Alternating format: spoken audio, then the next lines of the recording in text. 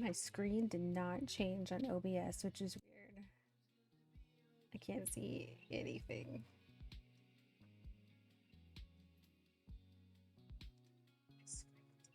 I know it's working, but it hasn't changed for me. There we go. It was a little slow. Got it. So as you can see, we are playing Dream Daddy. I am live on TikTok as well, so thank you for joining from TikTok. It was live earlier, so I let people know, you know, this was going to be a thing. Took me a while to set everything up on TikTok. It was very confusing on how to share the screen, and they're probably hearing double. They're probably hearing me talk right now and what I have on the screen, so I'm very sorry. Don't know how to fix that. So we are going to continue Dream Daddy. I have not played it since... Actually, let's see. I have not played it since February 4th of last year. So almost a little over a year since we played this game.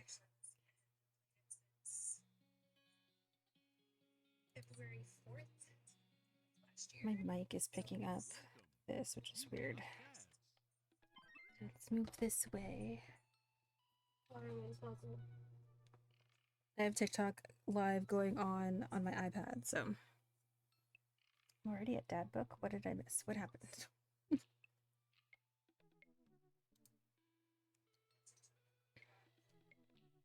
Okay. I guess we pick a dad. I don't remember. Why is this? Oh. So I have a favor to ask. Okay.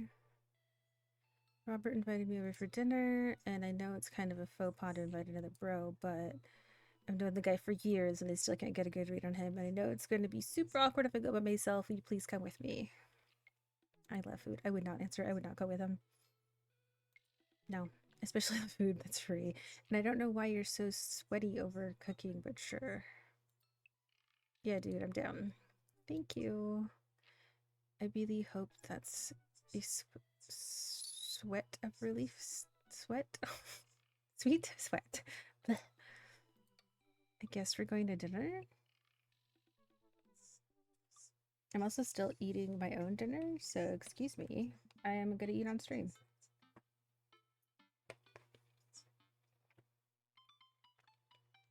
Oh man, I don't know how I feel about social time with Robert.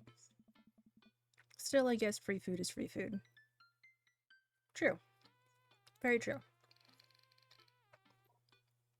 Yeah, dude, I'm down. Thank you. Greg and I decided to meet up before heading over to Robert's place. Let me get my drink. I don't have to go far. I have a cute little mini fridge. Craig's waiting on my porch, bottle of white wine in hand. Yes. Maddie. Boy, am I glad to see you. I forgot I named my character Maddie. I need to play this more than just once a year. Likewise, man, classy of you to bring wine. Oh, it's not wine, it's sparkling apple cider. Robert literally has a wine cellar, so I think he's good. I just started, so possibly winning. Or at least I think he has a wine cellar. I'm generally unsure if he's telling the truth or not. I can never tell with him. Thank God it's not just me. I never know. He's so deadpan about everything. I usually just laugh it off. But man, that guy's an enigma. Is Robert the creepy one? I don't remember. We start walking over to Robert's house. Does Robert even know how to cook? I have a sincere doubts about whether he even knows how to shave properly or iron his shirts. I feel like you learned to cook after you learned those two first. That's not necessary. One time I saw him grab a hot dog from a trash can. Gross. I mean, it was the very top of the trash can, like sitting above it, but...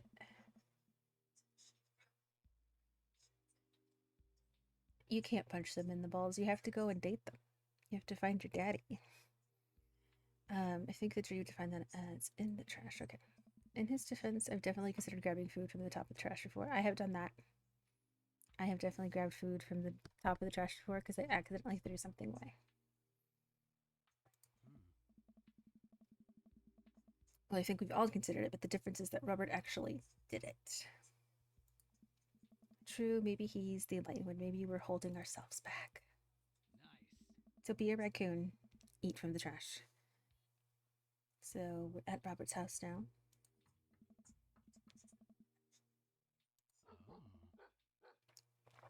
There's a dog. I want to see the dog.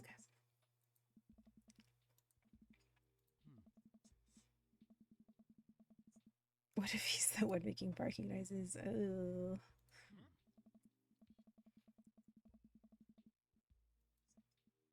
He wasn't expecting us. Okay, so he's the one who was drinking in the bar before.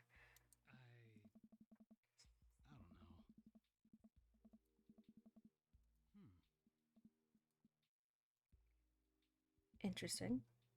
Oh my god.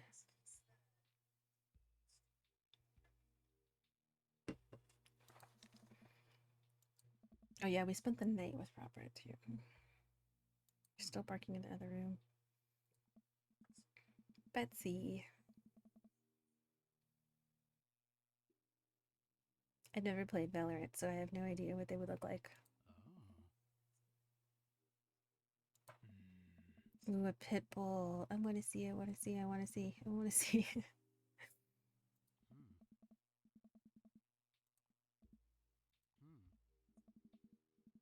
He's making dinner. Osabuco.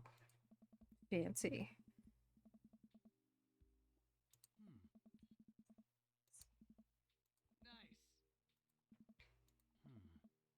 I also don't know what Osabuco is.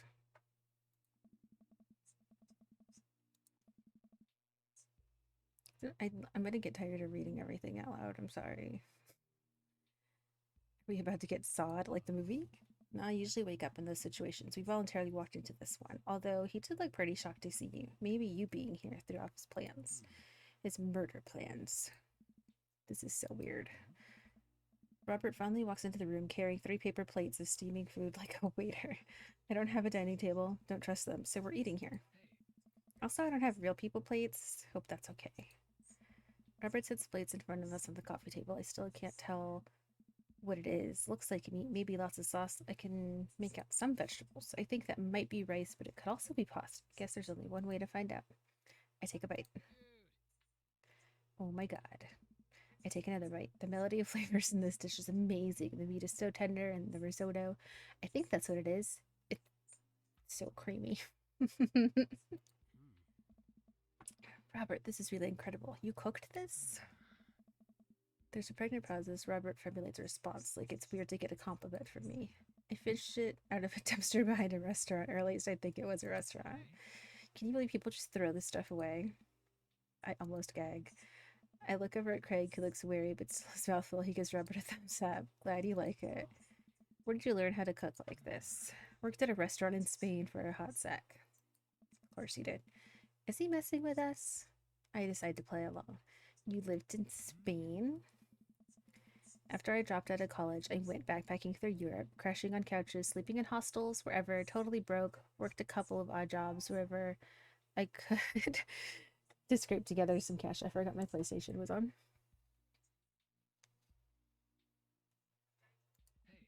One night I'm eating dinner at this little restaurant just outside of Madrid. I go to pay and I realize I spent the last of my money on booze the night before. That's a mood. I'm in the middle of ditching when the manager catches me and puts me to work in the kitchen. Long story short, they ended up liking me so much they offered me a job. Why not, right? Started living with some distant relatives on my mom's side. Over the course of 2 years, I worked my way up from busboy to sous chef. Learned a lot. Craig and I wait for the punchline.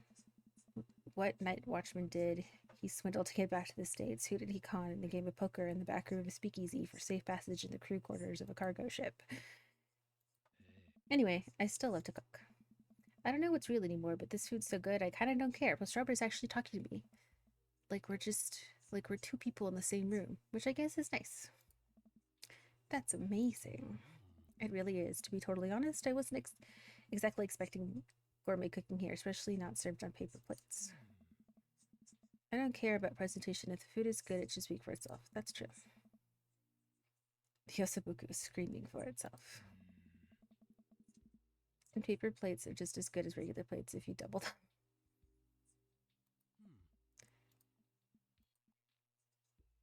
Is it bad if I ask for seconds? No problem, but save room for dessert. I made a lemon berry safari. Well, aren't you just full of... Craig looks over at me. Surprises. Robert winks. You bet I am. You can come over for dinner anytime. Craig. I'm gonna go get seconds. Me too.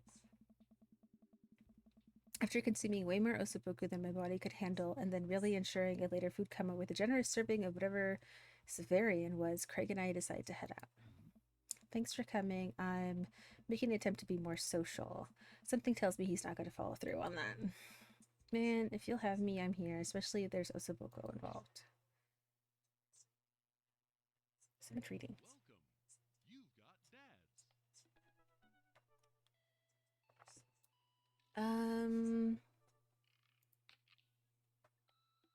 Should we send him a message?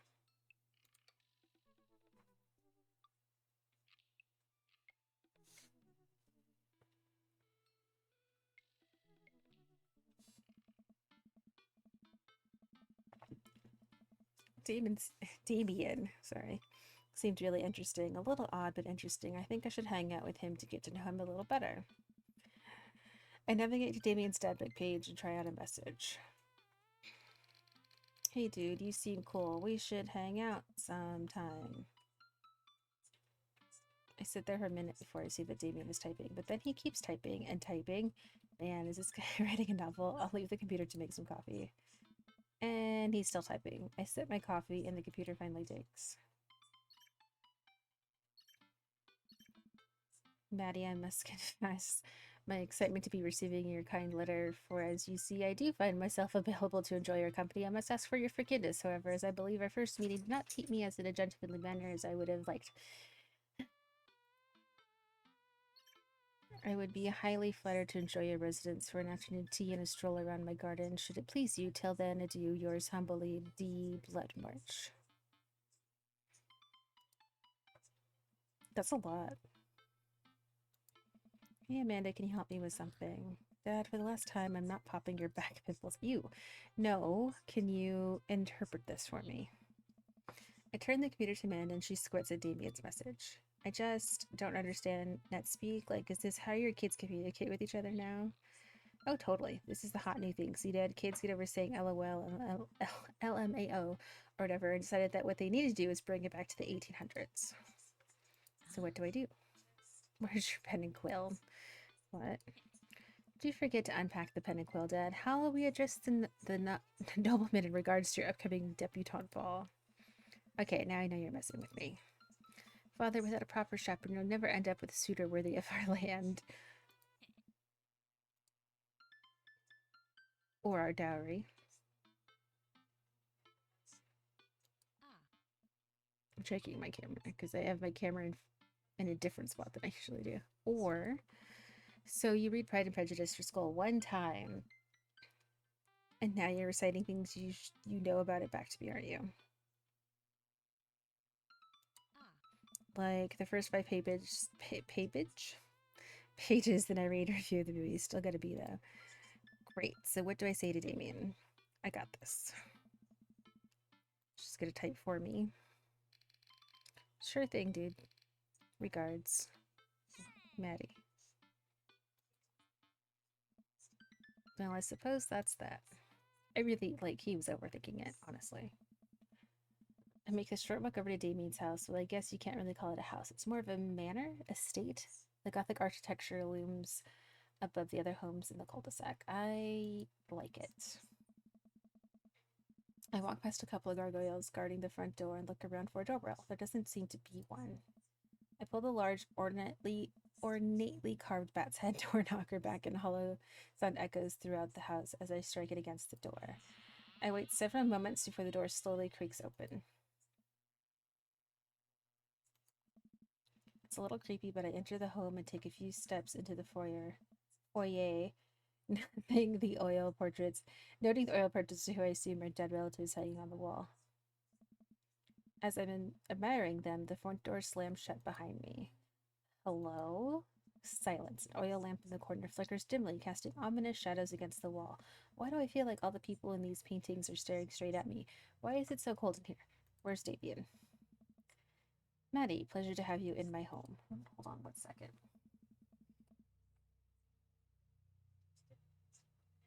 And that's gonna make noise, I'm sorry.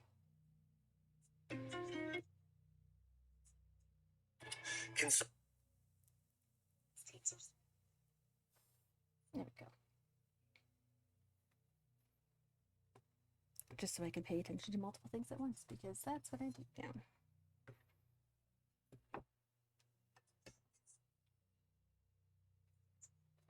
So I can actually address TikTok as people are in TikTok and while people are in Twitch. Oh my god, multitasking. I look up and see Damien standing at the top of the majestic staircase with a walking cane holder.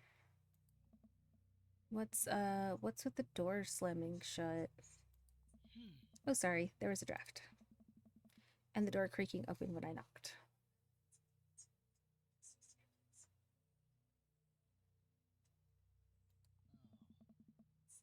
I accidentally left the door unlocked. And the creepy oil paintings. I like oil paintings. Right. Right. I do like oil paintings. Please let me show you around. Okay.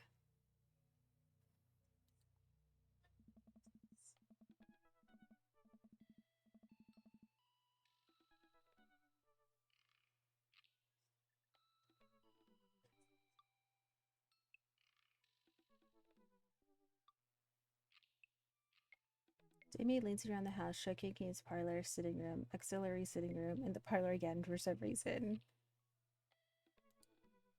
Oh. This is one of the older homes on the blocks, yes, but nowhere near as old as the architecture might suggest.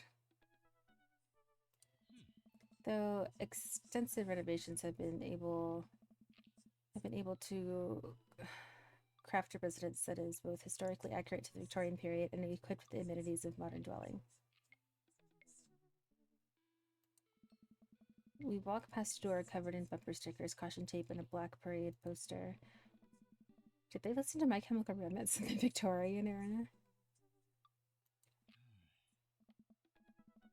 That's my son's room. You know how the rebellious teenagers are. Onward, onward, there's more to see. We reach a door at the end of the hall that Damien opens with a flourish.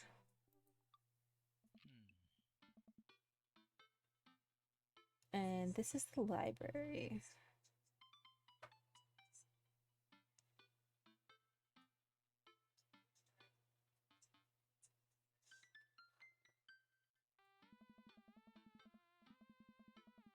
Sunlight streams in from the floor-to-ceiling arched windows. The walls are lined with packed bookshelves, and even more books are scattered over the period-appropriate furniture. Damien is clearly proud of this room.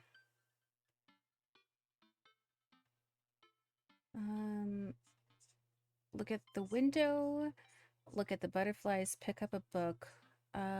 Let's look at the butterflies. I walk up to the glass display of pinned bugs on the wall. It's pretty impressive. Nice bugs. I pinned them all myself. Maybe I could show you how sometime. I'm concerned I would stick the pin right through my finger. The pinner's gambit. Is that a thing? No. Let's pick up a book. You know, Maddie, in the Victorian era, there was some controversy surrounding reading. Many people thought the more tawdry novels would encourage youths into a life of crime. It would cause too much of a distraction from work and school. You know, kind of like the internet now. I pull out a book at random and examine the worn cover. Opening it, I turn to a random page and read aloud.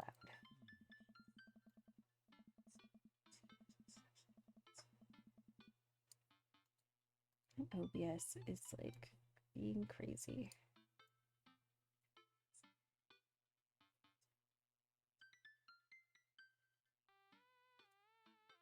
I assume I'm still live. It's the screen is just frozen on me. Naruto struggled against the chains that Sasuke had bound with him, shirtless and out of breath. He looked up at Sasuke. Sasuke smirked and unbuttoning his ninja pants. Okay, I think that's enough. So that was interesting. Damien snaps the book shut and puts it back into the shelf.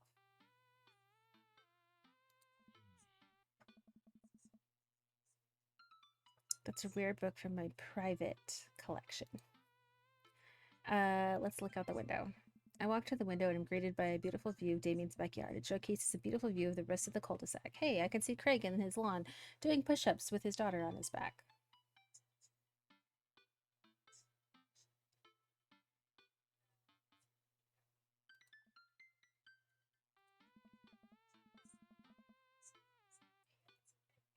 He's doing push-ups with one hand. Wow. Did you know that Victorians spend at least 20 hours a week gazing longingly out of the full-length windows? I had no idea. Wait, really? No, but Victorians did appreciate telling a good joke. Please, will you join me for tea? I like him. There's another person I think I like more, but I don't remember their name. I follow Damien to his sitting room where finger foods have already been set out upon a beautiful tiered silver tray. I take a seat on one of the high backed chairs and Damien pours and serves me some tea. I can't believe we're having high tea. I never thought I'd get to do this. Damien smiles to himself. What? It's a common misconception that high tea refers to the wealth or class of the people enjoying it, when in fact the high refers to both a later time of day that the working class had to enjoy tea and the height of the tables in which they're served. Oh. My dear friend, we're currently enjoying afternoon tea. That's informative. Damien takes a seat next to me and serves me a tiny sandwich. I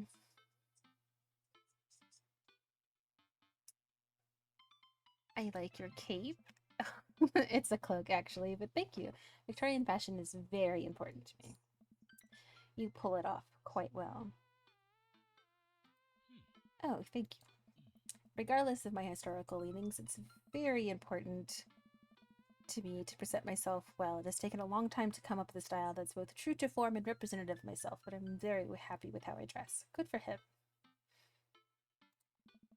I do get some strange looks, yes, but it's something that brings me a great deal of joy, so I don't mind. To be able to wake up in the morning, pick from my closet and write in cloaks, waistcoats, top hats, and even binders that are period appropriate feels amazing. He wears binders? You wear top hats? You don't? What got you so interested in goth stuff? Well, when I was a young boy, my father took me into the city. Did he take you into the city? Sorry. Haha, did you guys see a marching band? I'm afraid I don't understand. You're serious? Of course. But it's you know, the song. Amanda made me listen to it. Seriously. I'd love to see a marching band. Nevertheless, I've always had a love of art, history, and fashion. What started off as a small hobby of collecting taxidermied animals grew into sort of an obsession. It's a privilege to be able to appreciate the lives and culture of those who came before us. I think. Why not go all the way? I like not dying when I catch a cold. True. He takes a sip of tea. I can acknowledge that there are many very terrible things about the Victorian era, and to try to live a life that strictly aligns with these ideals would be admittedly horrid. But I think it takes critical mind to truly appreciate something to the fullest. To be cognizant of its flaws and love it all the same. That is very true for people who like retro stuff. Like, I do pinup stuff. I wouldn't want to live in the 50s. No, thank you, but I still like the style of it, and I appreciate it, but I do not want to be a woman oppressed in the 50s. No, thank you. Tell me, Maddie, do you have any hobbies? Oh man, I do, but I don't know if I care about anything the way you care about this stuff. Well, I'd love to hear about your interest. Hearing someone talk about the things they're passionate about is intriguing and, quite honestly, rather attractive. He thinks that's attractive. Please do tell me about your hobbies. Quick, sound sophisticated. I like watching soap making videos on the internet. I actually do like watching soap making videos on the internet. If anyone is interested, Royalty Soaps on YouTube has some really pretty stuff. Just saying. Soap is an important advancement in the modern society, getting rid of germs and stuff. I would say that people who make soap are the true heroes here. To watch them work is an honor. He's so nice. He didn't have to say that. I tried making some with Amanda once, and we both had to go to the doctor for the rashes, which I guess goes to show that we shouldn't leave it to the professionals. No, don't do it on your own. It's hard. We finish our tea and finger sandwiches. Come, I have one more thing to show you. Okay.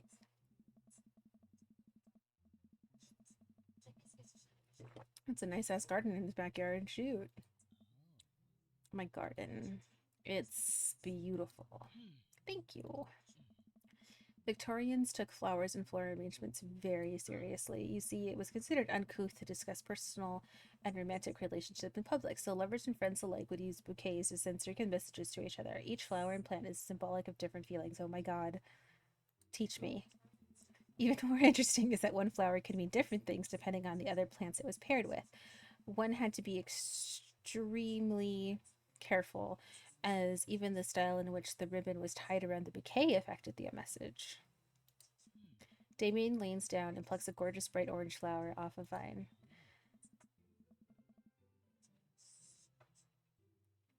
Lilium bubblefurium, the orange lily. What do you think this one means? My loins are ablaze. Thou art the tightest. 3 cheers for sweet revenge. Let's do sweet revenge. The orange lily is actually symbolic of pure hatred. Well, and that's precisely why flower arrangements is so challenging. What's your favorite type of flower? Honeysuckle? Hold on, I gotta answer a question fast.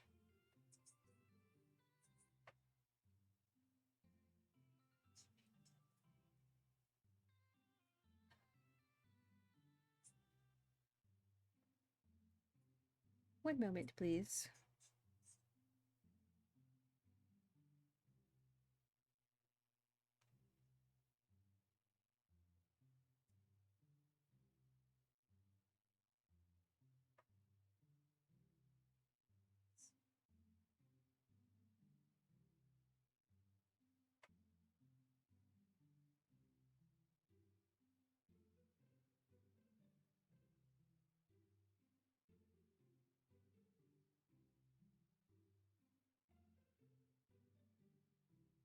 Okay. They smell really good. And then you can eat the tiniest little drop of nectar when you pull the stem out. I used to do that in elementary school. Our school had honeysuckle, and we would eat them. I'll have to remember that when I put together a bouquet for you. Oh, he's gonna get those flowers.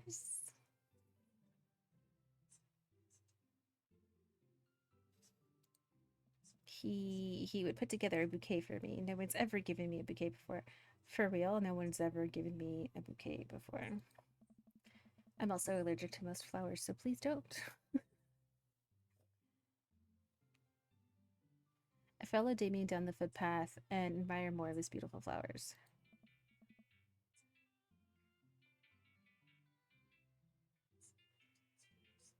Suddenly, a phone rings. Oh, Maddie, will you excuse me? I must take this. He pulls his cell phone out of his pocket. Aww. Thank you for the follow. I appreciate it. A little surprised it's not a rotary phone. Go for it. Damien smiles and walks to the house. I take a deep breath and enjoy the heavily perfumed air. What a lovely yard. This makes me wish I had put a little more effort into the garden. Amanda and I tried to start one time. Hello. Thank you for joining.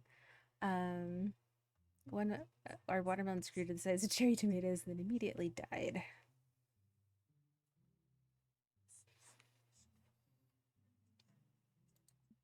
Oh, hey, a gargoyle. Oh no, I knocked over the gargoyle.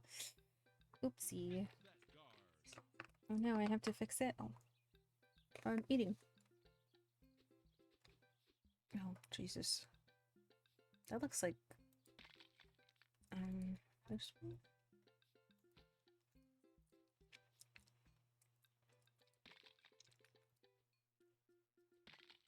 Oh, come on. I know you fit there.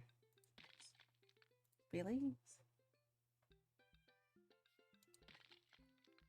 It's not this one. Is it? No, it has to be the other one.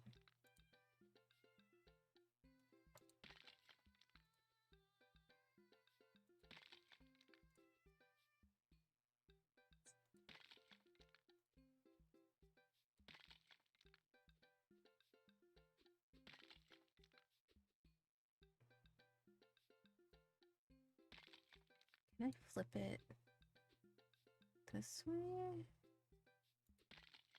Oh my gosh, come. No! Poop. I'm not good at mini games, obviously.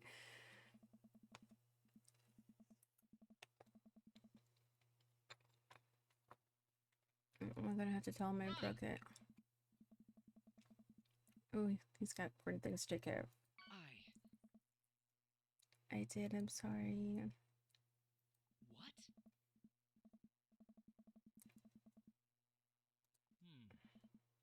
He got mad at us. He has to go now.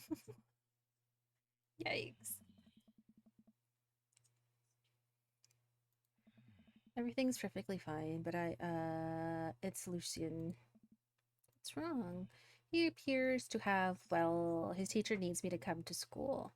Post haste. Do you need help? Oh no, you don't have to. Let me come with you. Us dads gotta stick together. You're right. This is one of Lucian's more elaborate stunts. I would greatly treasure having another parent by my side. Let's go. Damien and I walk into the school and are immediately greeted by an anxious looking Hugo. Hugo is the one who took me to a concert. Hey, Damien, you're here in record time. I wouldn't miss it for the world, dear friend. Wow, whatever it is, it doesn't seem like it's Hugo and Damien's first time to the My Kids in Trouble rodeo. Well, oh, well, what is it this time?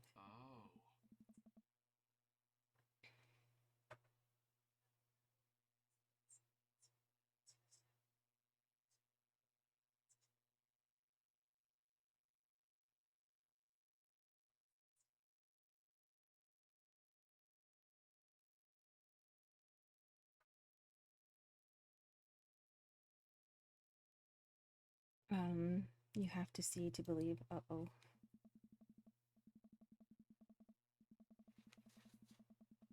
Damien and I fall into step behind Hugo, who leads us through. You're also a dork? Congratulations. Damien and I fall into step behind Hugo, who leads us through the busy corridors of the school. We pass by several classes in session, and I vaguely wonder if Amanda's around. Hugo eventually ushers us into a small boiler room with a flight of rickety stairs leading in down into darkness. Watch your step.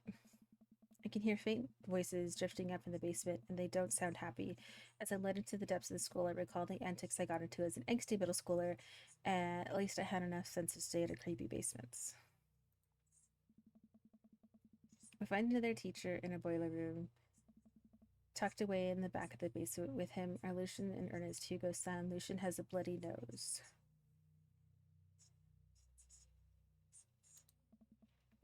Thanks for coming. I can't make heads or tails of this. I look around the scene of the crime and see a bunch of bricks and some masonry. I have not played Blood Hunt. I don't even know what that is, honestly. Masonry Tusker. What happened here? Ernest punched me. Lucian tried to kill me. The room full sight. I was not trying to kill you, dumbass. I was just trying to build a brick wall around you and see what would happen. Duh. You promised me there was wine down here. You tricked me. Whoa, whoa, whoa. Wait a second, Lucian. Did you try to cask of him a month? There's no way I'm able to say that, but I know what it is. I'm neither confirming nor denying that. I turned to Damien and whispered to him, what's cask of Amontillado? It's a book, duh. It's a classic Edgar Allan Poe short story where a man gets his enemy drunk, lures him down to the cellar with the promise of wine of a fine vintage, and buries him alive behind a brick wall. It's a good book. It's a good story. It's a thank you, Davian. It's a lovely story. So wait, Lucian, you tried to do that to him? I was curious to see how it would turn out. I wasn't actually going to leave him there. What was the thought process here? That Ernest was just going to sit still while you slowly built a tomb around him? Well, it worked for like 20 minutes because he's an idiot, but then he realized that I had lied about the wine. And you were cackling manically. That sort of tipped me off. Ernest, 20 minutes. Dad? It took you 20 minutes, son. We just did an entire 2-week unit on the cask of until I can't say that word. And it took you 20 minutes to realize Lucian was leading you into the elaborate ruse. Did you even read the story? I read the first 5 pages and then read a review of the movie. It's only 5 pages long and it's no movie. Yeah, you're right. I paid Lucian to read it for me. Actually, he didn't even pay me, so when you think about it, it was me teaching him a lesson. David and Hugo both both have their heads in their hands. You guys are always telling me to engage in literature, and I did. I don't see a problem here. Alright, I'm filing this under what the hell. Don't do whatever that was again. You two are both suspended for a week.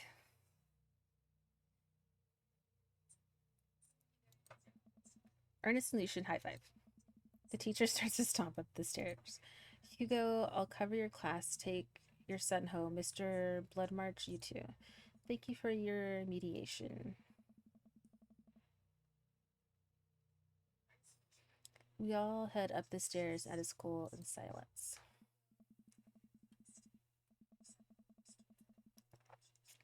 Lucian, Damien, and I all pile into my car and begin the drive home. Lucian immediately puts his hood up and stares out the window angrily. I'm not going to therapy again. I know, son. It's entirely up to you whether or not you want to go. But I care about you and I can see that you're struggling. So if you do decide that you would like to speak to a professional about your feelings, we can do that too. Maybe you can spend the next week looking for a summer job, I know how much you want your own car. I can't believe Damien's keeping a school. I'm impressed. Fine. Thanks for not freaking out too hard. I love you, son. Ooh. Love you too. We spend the rest of the drive in relative silence. Then when we pull into the driveway, Lucian hops out of the car, slams the door, and runs inside. I didn't expect to have that conversation in front of you. He had a lot we need to work out. It's alright, and all things considered, Lucian's bricklaying was pretty good, so there's your silver lining. There's that, yes. He's probably just going through a phase. I really admire how you handled that. You're a lot more diplomatic with him than I would have been. I just want what's best for him, and I don't think yelling at him would do either of us any favors. It really does. You're a good dad. Oh, oh, cute.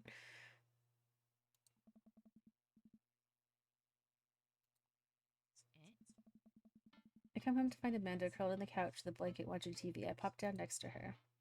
Yo, what you watching? Tiny House Hunting Brothers Extreme Edition.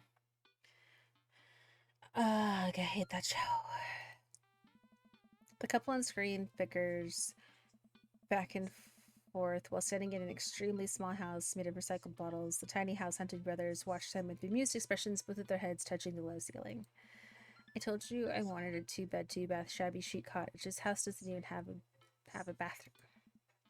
But honey, the outhouse is only 20 yards away. It's not that bad. No, thank you. I am not pooping outside, Greg. Why don't they just have a regular-sized house? I don't know. How'd afternoon tea go? It got strange. We had to go to school and pick up Lucian since he lured Ernest down to the cellar with the promise to find vengeance and then try to break him up to the wall, right? How did you know that? Has everyone read the story except for me? Lucian live streamed the entire thing. The entire day is beyond me. But otherwise, it was a fun day. That Damien guy is a character, but a really good company and a surprising diplomatic dad. I dig his style. You know what? Me too. I do dig his style. He's pretty cool.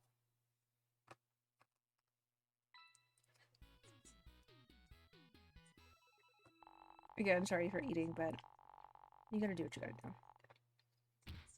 Simply marvelous.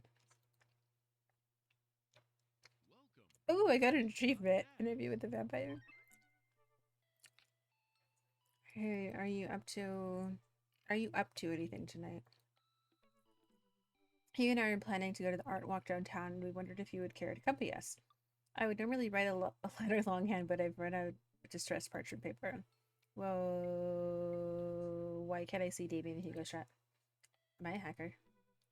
But I don't even have a hacker alias. The feds are gonna bust down my door any minute now. I've got to destroy this computer. Maddie, this is a group chat. Oh, thank God. Do either of you guys know how to destroy a computer? You can run Derek's boot and nuke from a startup flash drive, but once you've done that, it's best to physically destroy the platters altogether. The Victorians were well versed in information security. Maddie, do you want to go see some art or not? Art is good. Let's go see art. Are you going to art?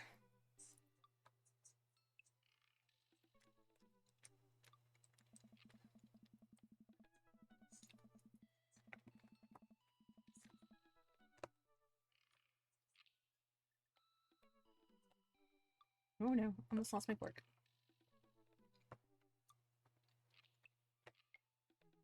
Damien and Hugo invited me to the monthly art walk in downtown Maple Bay. I've never really been to one of these before, so I'm not quite sure what I'm in for. I think I'm a bit early. He's so sheltered, honestly. I don't see Damien and Hugo around anywhere, and I feel just a little uncomfortable standing amongst all the fine art people. Addie? I turn around. It's Joseph. He scares me. I don't like him. He's creepy. Joseph, what are you doing here? Joseph scoffs at me. What am I doing here? How can you ask me that? I'm obviously a huge art appreciatist. Okay, fine. Damien invited me to his art walk thing. I'm guessing he invited you too.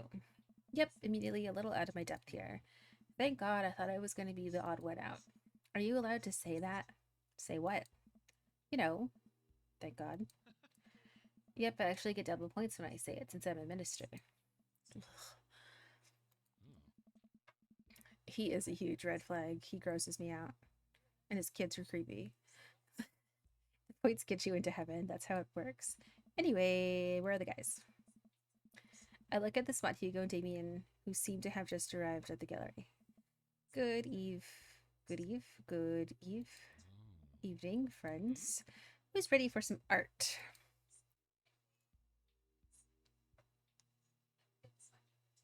Heidi. Yes, he is Vampire Daddy.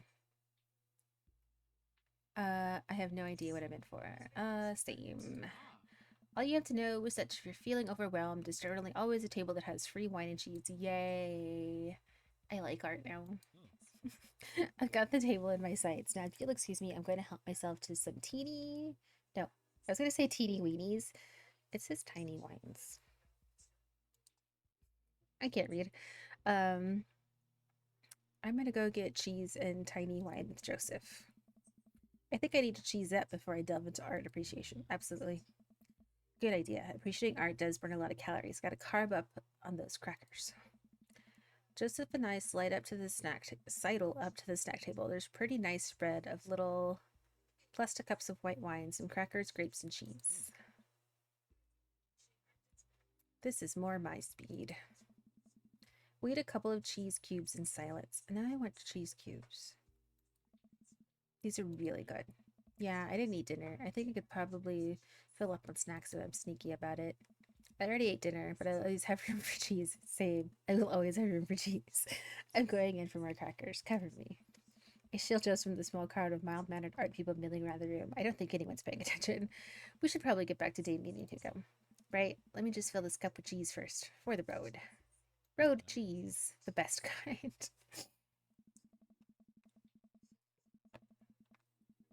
Oh no.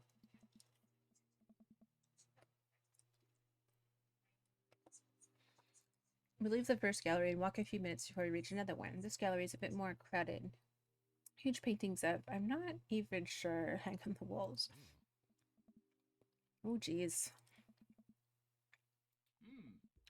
This is abstract art. I think the more important question is, what does this art mean to you?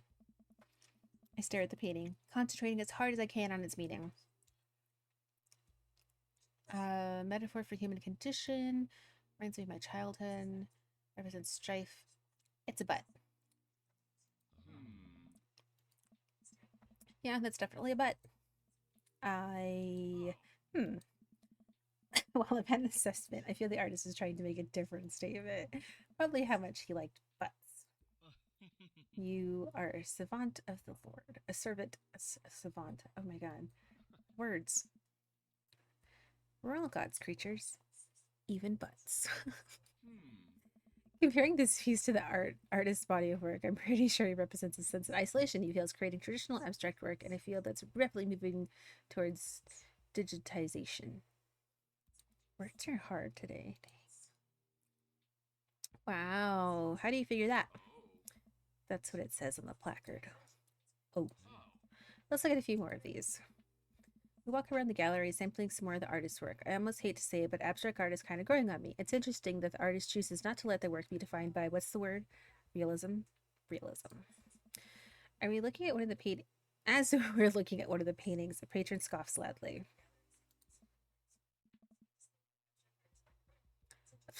I could do that. Excuse me? Hugo, not here. No, come back here. The patron walks away, not noticing Hugo fuming right next to him. You say you could do that, but you did it. You don't seem to have the intellectual depth or the artistic skill to execute a piece even a fraction as impressive as this one. Art is the truest expression of the self, and it seems like yourself is so bad, art would be bad. Your art would be bad. Hugo's insult game isn't the best, but there's no denying his passion. Damien is holding him back at this point. Friend, he's not worth it. Hugo manages to cool down. He smooths his jacket. I'm sorry, I just love art very much. We know, buddy. I pat Hugo on the shoulder. You know what would ease the mood? Is it cheese? No, it's wine and cheese. Co-signed. The four of us head over to the wine and cheese table, which thankfully is grounded in realism and is actually wine and cheese. We got one last stop on the tour. You lot feeling up for it? Is it going to be any weirder than this art? It is absolutely weirder than this art. Let's do it.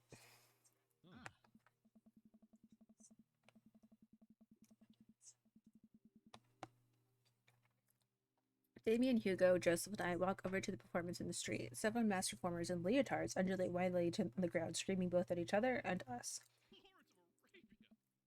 I don't like it already. So, quick question. Shoot. What is happening? I second this question. Performance art. I hate performance art. What does it mean? Again, I pose the very same question to you, Mr. Awkward.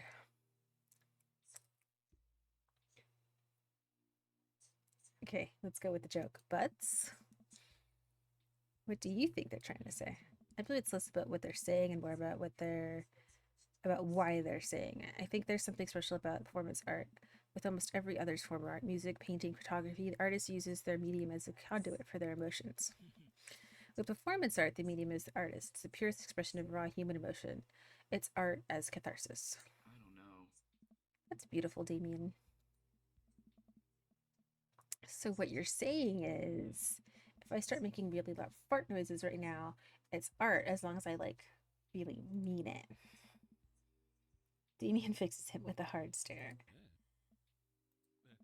I was gonna start making fart noises, but based on the look on your face, the joke isn't gonna play well with this crowd. Wise. We watch the rest of the performances and as earnestly we can clap politely after the dancers scream their way off stage. Phew, I think I'm all arted out. Agreed. We all decide to walk home together. We make our way back to the cul-de-sac, tiny wine and tiny cheese sloshing around in my stomach. I think what I've learned tonight is not just what I've learned about art, which was nice and extremely informative, but that I've learned tonight is that when you put a bunch of tiny wine and tiny cheese together, it eventually becomes regular wine, regular cheese, followed by too much wine and too much cheese. The tiny cheese lulled me into a false sense of security. I felt safe with the tiny cheese. Wax wings too close to the sun. Cheese wings. Those would melt in the sun too, and I feel like it's more appropriate imagery. Plus, it'd be delicious. A nice Emmentaler, possibly? I'm assuming that's cheese. Hey, if you guys were painters, what would you paint? I actually dabble in oils. I mostly paint landscapes. I'm not very good, but it's a nice way to pass the time. I think I would focus on personal portraits of people in unique professions, like, for example, luchadors. I think I'd paint boats, seascapes, maybe some lighthouses, mostly boats. Really? Yeah, I'm surprised you're choosing boats in favor of long history of religious imagery and artwork. What? Boats are cool. What about you, Maddie? Ugh. Okay, me personally, tasteful nudes of the artist. Art is a money making business. I know what it tells. Thank you. It literally is my business. We finally get to the cul-de-sac. All right, boys. Good art. Good art. Agreed. See you guys around. Whether you want to or not, we're all neighbors. After all. I head inside with my inevitable cheese over. Like a hangover?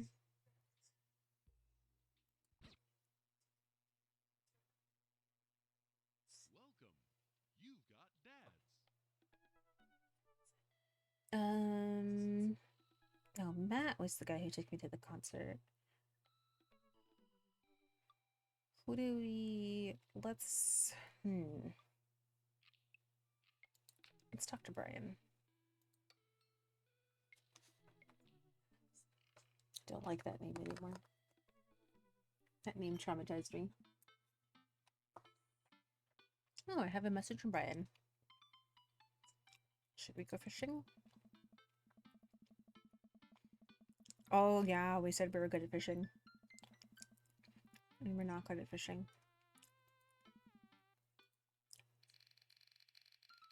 Sounds great, man. Super excited to catch all those fish. And my lawn could use another good bite. That'll show him. Pick us up at an hour. I previously forgot it existed. Man, that's gonna... I am not a morning person. Nope, nope, nope, nope, nope. Eating a cheese stick by biting it off piece by piece like some kind of monster. No, if it's string cheese, you string it. You string that cheese. I didn't raise you like that. What? It's called string cheese, and I'm not chompy cheese for a reason, Amanda. You just call me in here to criticize my controversial string cheese eating techniques or what? No, Amanda, we have to go fishing tomorrow. Well, you have to go fishing. I get to go play with Brian's dog. How do I become a master of fishing overnight? You went fishing in the Girl Scouts, didn't you? Nope, my stint in the Scouts is brief and purely transactional. I thought I could get free cookies, but I don't know what I had to do, like be outside and tie knots and stuff. There's a sneeze in my nose. Oh my god. I'm so sorry. My dog is passed out on the couch. Hold on, let me see if I can turn the cam on, if you guys can see it. Which button is it? This one. You can't really see him because he's a black dog on a black couch, but he is passed out. Okay. But I have to beat Brian. Dad, let me tell you a story. Do you remember the last summer I applied for a job at the coffee shop across town? Give me a refresher. During the interview, they asked me if I knew how to work an espresso machine, and I really wanted the job. I lied and said yes. On that first morning, there was a line out the front door. Within half an hour, I severely burned my hand, and they told me to go home and never come back. I still have a scar from that. Of course I remember. What does it have to do with fishing? The burn is a metaphor, Dad. I don't get it. You can lead a horse to water. What do horses have to do with fish and burns? Dad, please, I don't get your obsession with competing against Brian. You wouldn't understand. It's a dad thing. Please try explaining it to me. Okay, Brian's just... He just thinks that he's so much better than me, and he purposely reminds you that whenever he can. It's like he has to one-up me, and I have to beat him at his own game. Is that what you think is happening here? No, Amanda. Okay. I know that's what's happening here. Alright, Pops. We should both be getting some sleep. See you in the morning. Night, Panda. I brush my teeth and throw on some pajamas. I climb into bed, set my alarm, and close my eyes. Okay, sleep. I am wide awake. I can't help but think about the last time I went fishing, hoping there's something I can glean for it to give me an edge over Brian. I was almost 9. Hey, Pepper. 9 years old. My dad woke me up in the morning and told me to get dressed and meet him downstairs. I didn't want my dog to step on my iPad, which is on the floor. Where did it go? See if he'll hang out with me for a little bit. Yes. No, that's my food. You can't have the foods. But you can sit here and look cute. You guys can kind of see him. It was still dark and I had no idea what was going on, but before I knew it, we were both alone on a freezing cold lake. I had to sit there for hours while it got hot and muggy, the air thick with bugs. I picked up mosquito bites while my dad sat in stony silence, fishing pole in one hand and a beer in the other. We didn't catch a thing. On the long drive home, my father... Wow, it was a good burp. My father bought me a pack of cigarettes. And didn't say a thing. This didn't help, but I think I have some repressed sadness about my father. I'll deal with that later. Daddy issues in this game? Whatever.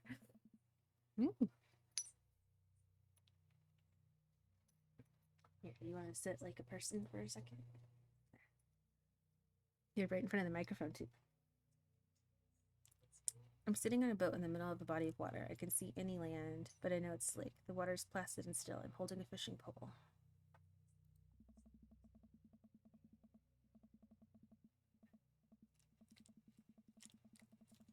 I don't understand why, but it feels like my life depends on catching fish right now. I cast my lure into the water and wait and wait and wait. My whole being is filled with hopelessness as I watch the line disappear into the depths below. You used the wrong lure. I look up and see my father, just as he looked at that one cold morning, disapproving. I'm panicking now. I pull the lure up to try to grab a different one, but all of my lures and chuck bugs are the exact same. I look up and bother for some guidance, and he's gone. I try casting again, but I can hold my footing. My boat tips over and I fall into the water, sinking further and further. I see the multitudes of fish that had been lying just below the surface, still swimming around me, as if to taunt me. One fish swims up to me. He has Brian's eyes. You gotta use a neutral buoyancy lure if you're trying to catch trout, buddy. Oh my god. I jolt awake to the sound of my alarm. It's fishing day. That would explain the weird dream. I gargly slip on my clothes and get ready. I spot Amanda's door half open and see her still curled up in a mountain of blankets. Walking over to her bed, I give her a tiny kiss on the forehead. Fishing day, kiddo. You ready? No. Well, you gotta get up.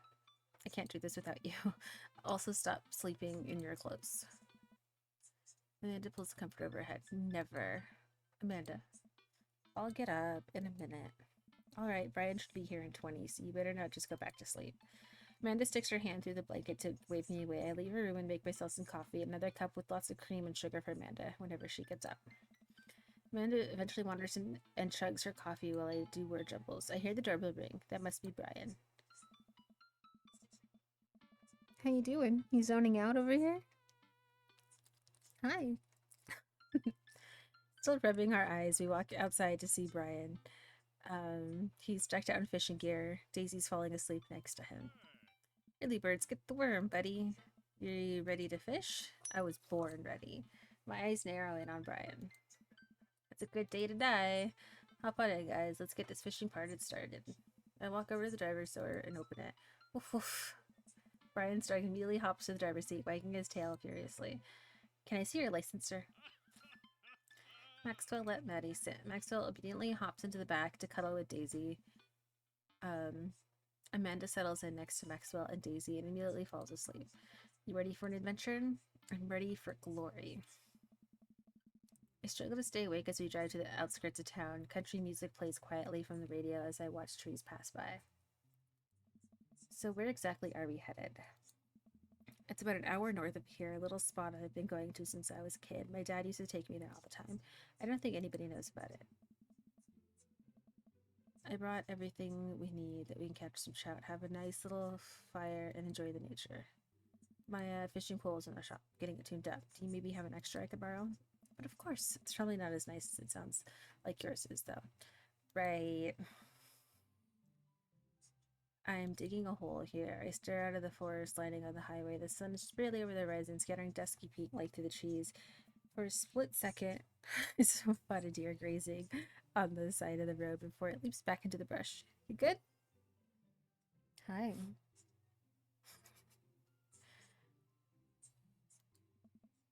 After a nice quiet drive, Brian eventually tells me to pull off the highway and onto a dirt road. The car bumps along until we reach a clearing that opens up to a magnificent lake. Just can't talk. Well, here we are. I step out of the car and help Brian unload our gear as Maxwell runs around us barking. The kids wake up and wander to the shore, where Daisy tries to teach Amanda how to skip rocks. Brian and I carry the tackle boxes and cooler down to the edge of the lake, where he has a canoe waiting. Ah, great. Still in one piece. I help Brian place the tiny dog-sized life vest onto Max. Oh, cute. Alright, your turn. Brian hands me a lime green. Oh. Maybe if I fall in, you'll save me. I could swim, thanks. I could swim, thanks.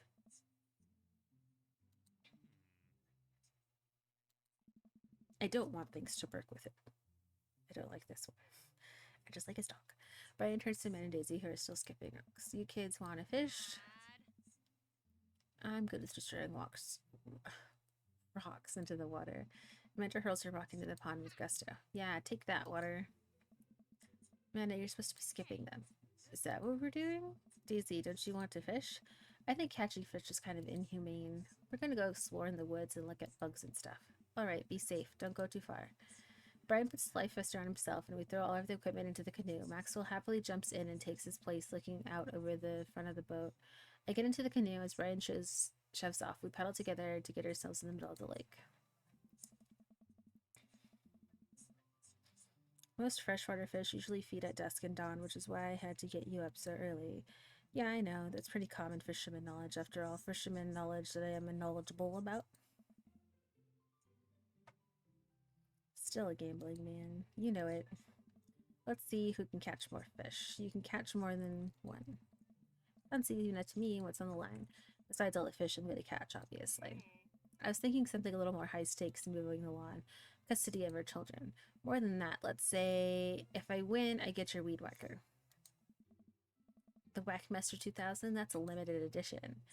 But if you win, you get my pole saw, the Reach and Cut 3000. The cordless version? That's the one.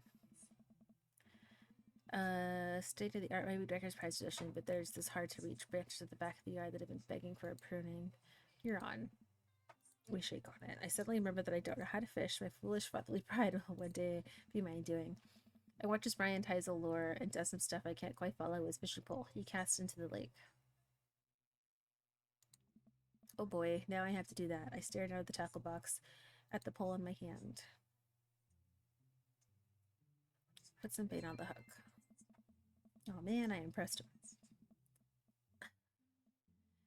I fished a worm from the styrofoam container Brian brought. It's slippery, but I think I can get it onto the hook if I just... Oop, you hit your head on the mic, pupper. Oh god, I'm bleeding. Oh god, the blood's everywhere. The worm is not on the hook. Needs some help? Oh, I meant to do that. The blood attracts the fish. They can smell it up to a mile away, you know. I think that's sharks. No, it was definitely fish. Now what? Tie a knot or something? I actually know how to fish. I just don't want to impress this guy. I don't like him.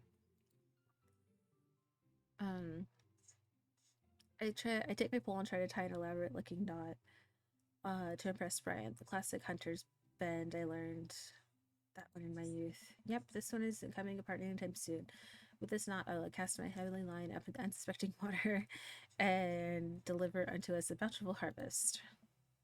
I look over at Brian. He doesn't seem to be paying attention. Let's cast this sucker. I pull my rod back and launch the lure as hard as I can. The lure flies off the line and falls far, far away, landing in the lake with a lead sploosh. Sorry, I judged the wind speed wrong. This cold air drives the pressure down. I'll go ahead and take my pole. I know it's hard switching to a new pole you're not used to. I'll fix up another lure. Brian hands me his pole with a smile, and I just sit there feeling like an idiot. Fishing around here is easy. They grow up. All you gotta do is line up 3 of the same species to reel them in. I need to match 3 of the same species. I can't tell which fish is which. Match that fish. Uh... Nice match.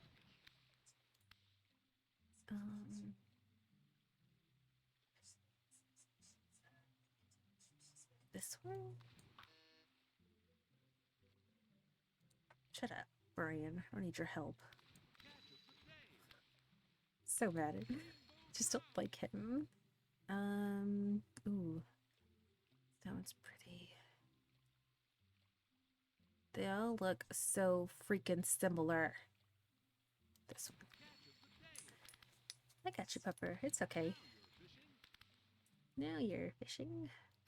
Nice catch. Mm, Nice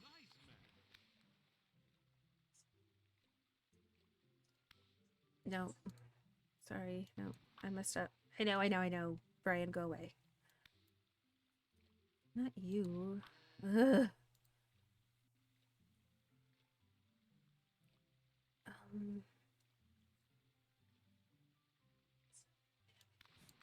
catch. Nice catch.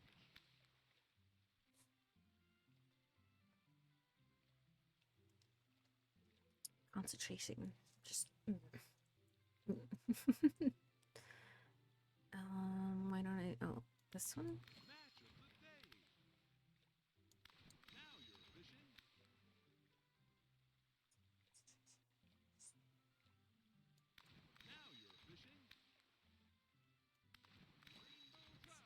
Rainbow trout. Rainbow trout. Just felt like a good thing to say. This one. Match of the day. Rainbow trout. Nice match. Now you're fishing. Well, that was a good one. Catch of the day. Oh my god. Oh my god. Oh my god. Oh my god. Yes. Got the catch of the day. Ooh. Good work. Dude is still with me. He's on my lap still. This is way tougher than I thought. I look over at Brian, who's smiling. I'm seeing enjoying his time out here on the lake. I will crush him. Suddenly, the fish pole jumps in my hand, and I reflexively tap backwards. I think I got something big. The tip of the pole dips down repeatedly, and the line starts to run. Reel it in. I finally give the long, beautiful rainbow trout. Brian hands me the net. It's all yours. I lean down and notice that my hands are shaking with excitement. This fish is bigger than all the ones Brian's caught. That pole saw is mine. All. The entire canoe tips over with me. I find myself sinking into the lake. I should have taken the life vest. All of a sudden, I'm embraced under the water and pulled into Brian's arms. I'm finally dragged upwards, sputtering water. All of our gear floats to the surface. Maxwell doggy pedals around us in circles, having a good time. You alright? Does that count as one?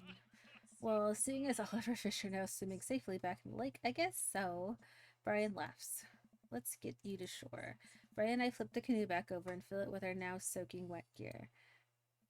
Wouldn't all of that just sink, honestly? I'm stuck on all my cords. We row back to shore with Maxwell in tow. Once we get to the beach, Maxwell darts off into the woods. Brian takes off his shirt. Dots of lake water glisten in the sun across his strong back. Oh, Lord. Man, all that general contracting must have built that guy like an ox. I hope he doesn't notice me staring. I'm gonna get a fire going so we could dry off. Wanna hand me yours? Yes, okay. I like I take off my own shirt and toss it to Brian. I certainly wish I had done worse sit-ups in my life. Or any sit-ups small, really. Another thing you fastened me in. Stupid sexy Brian. No, he's not. No. You might as well fry that shirt up. Seems like it's the only lunch we'll have. The day's young. We can fish from the shore. Once Brian gets the fire going, I sit and try to dry off my pants. Brian sets a couple lures out by the water's edge. We're probably gonna have to put the kibosh on the competition for now. Until another day. My stomach growls. You hungry? Oh, I'm fine. Brian reaches his cargo shorts and pulls out a few granola bars. I have a small child. I am flushed with snacks. Brian joins me by the fire and I accept the cargo shorts granola. Wouldn't they be wet? Wasn't he just in the lake? And now we're back to waiting. Where did the girls get off to? Shouldn't they be back by now? I wouldn't worry about it too much. They're a couple of smart kids. That's what I'm worried about. They're too smart. They've helped me establish a small rural government by this point and installed themselves as leaders.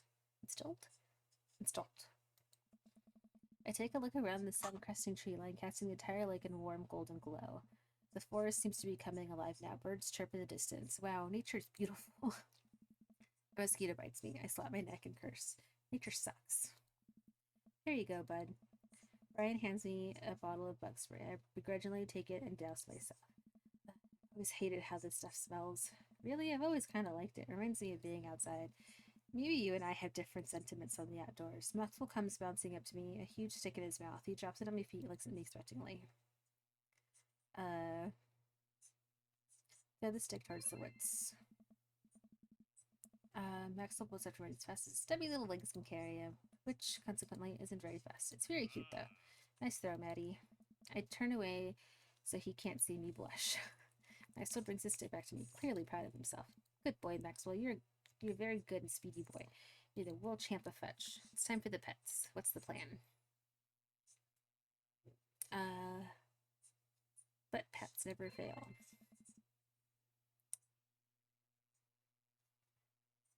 He's Bear Daddy. I give Maxwell a few good pats on the backside. He has the dog. While I'm playing with Maxwell, fish begin routinely pulling on Brian's lines, which I watch Brian effortlessly fillet the fish, squeezing a bit of lemon on them, and frying them up in a cast iron pan. Before we know it, we have a feast for a couple of shirtless dudes. Amanda and Daisy emerged from the woods, looking totally unscathed. Whoa, Dad, Pod Patrol. I'm gonna have to issue you both citation, and man, you both put your shirts on. They're a children present. Brian tosses me the now dry shirt. I pull it over my head, thankfully that I will no longer be distracted by Brian and his packs. Where have you guys been? Studying entomology. What? We were playing with bugs. I expect you guys to be more covered in, like, mud and stuff. Daisy looks offended. What do you take me for? A child? It's not you, dude. Amanda puts a hand on Daisy's shoulder. Right? We take a seat around the fire, and Brian serves us all a generous pile of fish on a paper plate. It's absolutely delicious. Why does he have to be good at everything? Where are you going? You gonna leave me? You gonna lie down? Okay. Why does he have to be good at everything? Fish taste okay? Daisy and Amanda both nod furiously, mouths full of fish. It's incredible. I've never had fish this good. Yeah, it's great. Old Harding family recipe. Why are your pants wet? Well, Amanda, we were out there in the lake and then accidentally tipped over the boat. Don't worry. All the gear floated to the surface and we didn't lose anything, right, Maddie? Yeah, that's exactly what happened. I can't believe he just covered for me. Gosh, even out humble as me, he's trying to beat me at everything, including my world famous sense of humility. We finish our fish and end up playing catch with Maxwell for a little while before we decide to head out.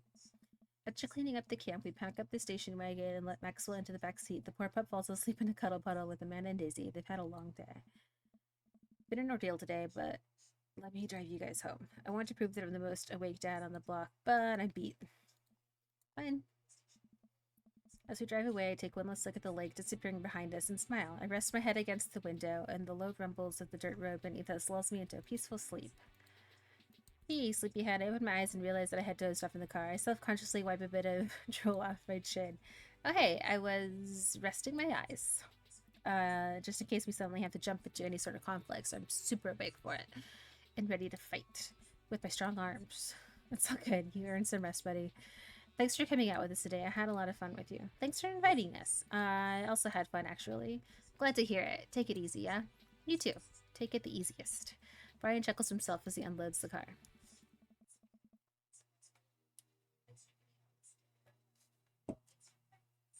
So much reading. Actually, so much reading out loud, which I'm not used to doing. Amanda and I get inside and immediately collapse on the couch. Aww. Thank you for the follow. Serial dad kisser. It is, isn't it? I like your name. Long day. Yep. I think I'm gonna play a little bit longer. Maybe do one more date. I was so close to that pole saw. Pole saw? Yeah, Brian and I were competing to see who could catch the most fish, and stop. Why do you care so much? Amanda Panda. Just look at the guy. He's so obvious, got my number. He's rubbing my face in it. Dad, I love you. But you're kind of dumb sometimes. Dumb or clearly the superior dad? You know what? I don't have any of the energy required to properly unpack your weird fixation with asserting your masculinity. Wow. Burn. I'm going to bed. Night. Amanda slides off the couch and face down onto the floor. I am a tired slug. Amanda, the floor is disgusting. I don't care. Well, night, honey. Night, pups. That's a 10 out of 10 if ever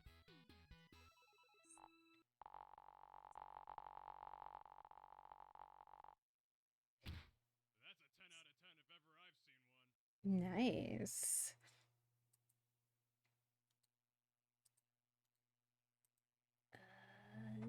That button. Okay. Thank you. I appreciate it. I just have to pick which daddy I want. I mean, I know which one daddy I want.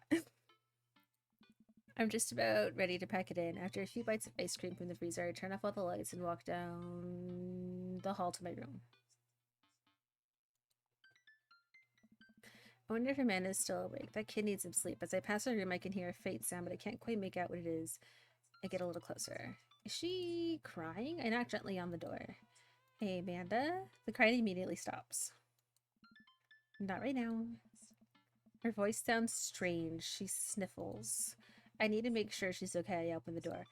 Also, usually I don't wear makeup for streams, but I put makeup on tonight because I'm going to do some work after this.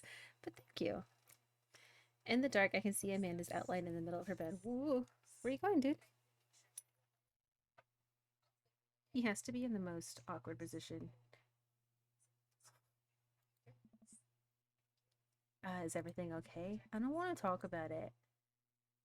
Did something happen? No, nothing happened. Go away. Let's leave her alone. Right. Which hot dad do we pick today? Come on, puppy. We're gonna leave her alone. Then she starts crying again. Wow, I have no idea if that was her. Words are hard. Ugh. Thank you. His name is Dude. He is very sleepy and cuddly right now. I'm also holding him so he doesn't step on my iPad because I'm live on TikTok and that's on the floor because I don't have space for it. I feel awful just leaving her to cry, but also get the feeling that if I tried to do anything else, I would only have made her upset. That's true. I can't stop mentally cycling through all sorts of awful things she could be dealing with right now. More than anything, I just want her to be happy and safe. I have a hard time falling asleep, but when I finally do, I'm still thinking about Amanda. After a long night of very little sleep, I roll out of bed and make myself a pot of coffee. Amanda should be up from school soon. Maybe she'll be willing to talk about whatever is bothering her. About 10 minutes before she's supposed to leave, Amanda comes out of her room and makes a beeline for the freezer. Morning, Amanda. Morning. She drops her frozen waffle into the toaster and slams the freezer door. She won't look at me. Yikes. So, anything big going on at school today? No. Okay. Do you need a ride to school? No. Want some coffee? Amanda pulls the toaster lever up and takes her still freezer burned waffle out before it's finished cooking. I have to go. She doesn't want to talk. I haven't seen her act like this in a long time. It's usually short-lived, but always hurts. Hopefully this blows over and things are back to normal soon. I sit back at the kitchen table and look at a picture of Amanda hanging on the wall, and I'm teaching her to ride a bike. Her face is a mixture of excitement and pure undulated fear. Unadulterated. I cannot talk. I remember how determined she was. Every time she would fall off and scrape her knees, she would get up and try it again. Finally, I had to stop her because she was bleeding everywhere. Then she started to cry because she didn't think she needed bandages and wanted to keep trying. As I put the bike away, she just stood in the middle of the street and screamed. Then I took her for ice cream and it was like nothing ever happened. Ice cream fixes all things. After giving it a bit of thought, I said if we force her to talk about it, I'm only going to make things worse. But I have an idea. Ice cream? I start rummaging around for ingredients. I hear Amanda walk in the door. Instead of heading for the kitchen, she usually does. She makes me leave for her room. She's clearly trying to avoid me. Hey, Pumpkin. What? Can you come here for a second? There's a moment of silence. I wanted to say sorry about last night. I'm just worried about you, kiddo. I get scared when I know something's wrong, and I can get more scared when I feel like I can't do anything about it. Oh, dude, you're a little dog, but you're getting super heavy. So just whatever it is, and you don't have to tell me if you don't want to, but whatever it is, just know that you have a dad in your corner who wants you to be happy. Honey, you know I'm bad with words. I was hoping I could speak a language we both understand. I pull a cake out of the refrigerator and place it on the table. Hopefully the frosting is set by now. Why are you claiming on me? Hey, hey. Hi. You wanna look this way instead? That's my food. You can't have the foods. It took me a really long time because I ran out of red frosting somewhere around sad and had to start over. That looks crazy. This is beautiful. It's strawberry. She gives me a big hug. I grab some plates and forks and serve us up delicious cake. So it's really stupid. What is the whole thing? I know I've been really weird lately, and I don't even know how to explain it. I feel like I might have to make a chart. I'm listening. Do you want me to take notes? Are you good? If I put you down, will you promise not to step on my iPad? Hold on. Oop, there you go.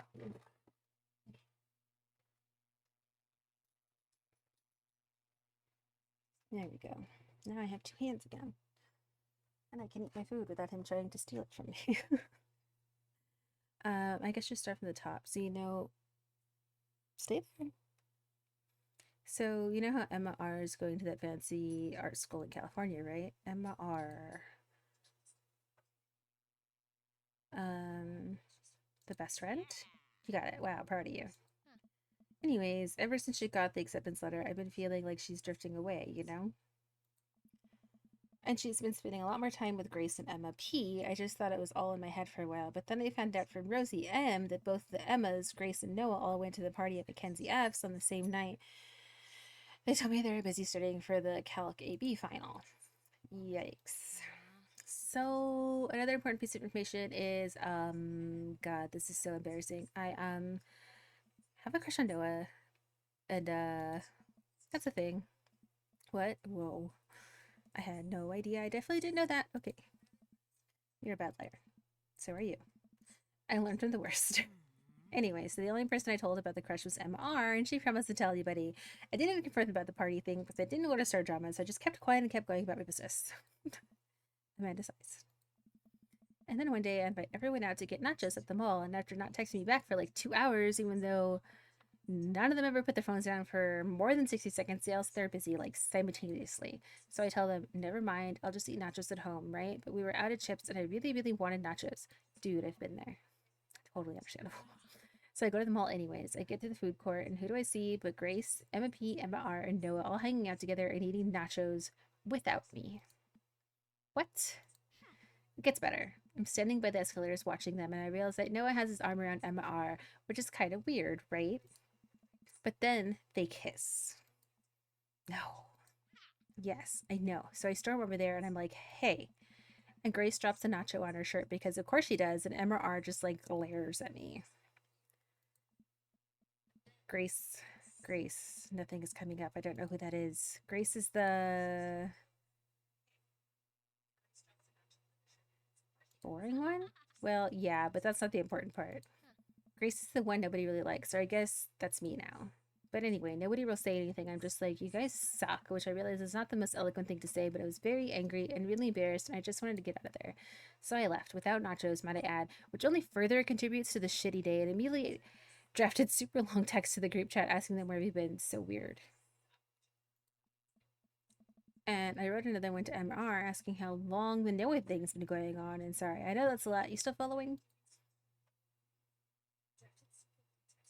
What did MR say? Oh, okay. Get a load of this. MR says, you know what? Let me just read it to you. Amanda pulls out her phone and reads word for word an arduously long string of text messages. Can you believe that? I cannot believe that. I care so much about Amanda's social life and mental well-being, but man, do I not understand what she's talking about. This is all beyond me, and I'm trying my hardest to be supportive. Oh. They were dating in secret for like months. So I told her that she's been a really terrible friend. And she's like, well, if you think I'm so terrible, then just stop being my friend. And I was like, okay. And then she left me unread. And then, wait, left me unread? What's that? Oh, like she saw my message and didn't reply. And I know because they're read receipts. I don't know what read receipts are, but I'm just going to nod and pretend I understand. Gotcha. So while this is all happening, I'm talking to Emma P. about how mad I am because she's at least being kind of reasonable, and I'm venting to her about how pissed I am at everybody and stuff. And then out of nowhere, Noah texts me and he's like, how could you say that about me? And I'm like, say what about you? And then he tells me that Emma P sent screenshots of everything I told her to the group chat and I got kicked out of. All right, I think he lost me with the screenshots, but that definitely sounds bad. There's so much more, but honestly, it's all just really stupid teenager stuff. The bottom line is that everybody dropped me, half of my grade hates me, and now I have no friends.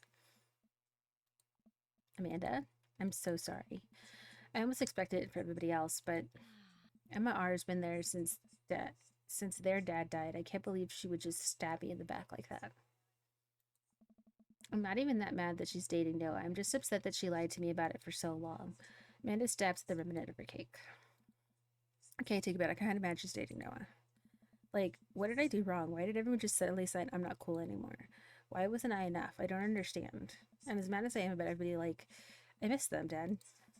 Amanda looks so dejected, and I almost can't take it. What could I possibly say to help? Oh no. Anyways, that's it. That's the whole sordid tale. Thanks for listening. Tune in next week for more hot gossip. Wow. I know, it's pretty dumb. It's not dumb. No, it's a stupid thing to be upset over. Amanda, your feelings are real. Don't ever be mad at yourself for having feelings. Word. I guess. Unless you've secretly been a robot who's approximating human feelings this whole time. Dad, if I was a robot, I would have transformed into a monster truck a long time ago. But seriously, I know you probably don't want advice, but I feel like it's my duty as dad to bestow upon you a few nuggets of fatherly wisdom. Not all friendships last forever. People are going to come in and out of your life. It's how it works. Not every friendship is going to last forever, so cherish your friends while you have them. And when it's over, don't dwell on so much on the bad stuff. You had some good times with MR, but you guys grew apart. Learn from it and keep moving forward. There are so many new friends to make, and they're going to be so much cooler than MR and the rest. That's very true. Ultimately, I think I think this says, I'm waiting for it. I saw the alert, but I didn't hear it. Oh no. Also, hi. Blah, blah, blah. I can't talk. Why did my sound alert not go off? Can I do it?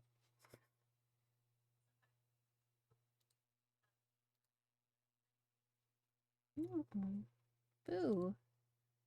Boo. I'll have to fix it later. I lost track.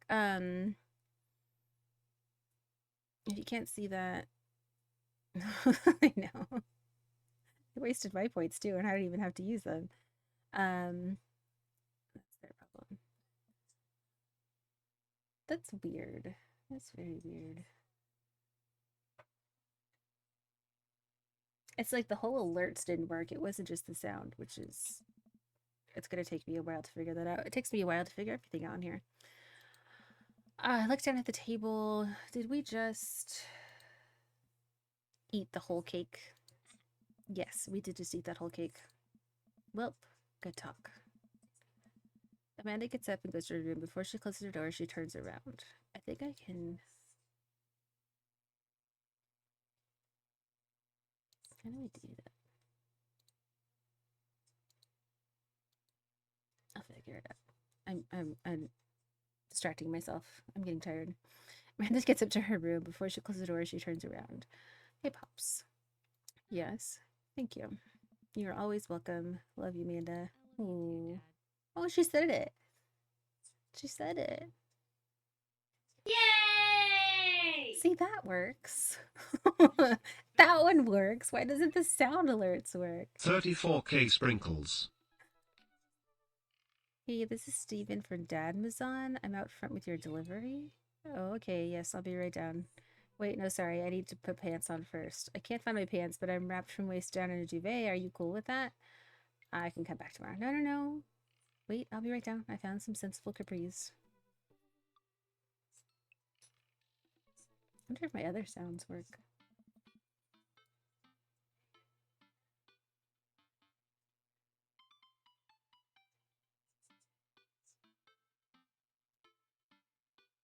No.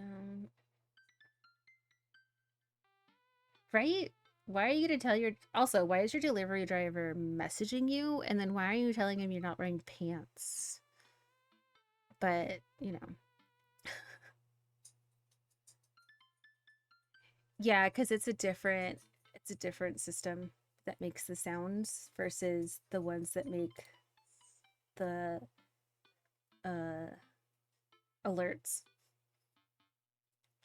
Did that make sense at all?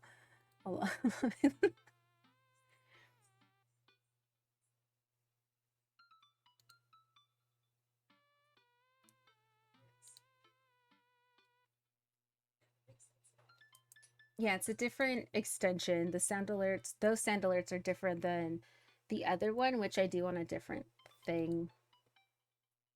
Makes sense, right? It's activated. Okay. Settings. Open dashboard. Maybe it logged me out.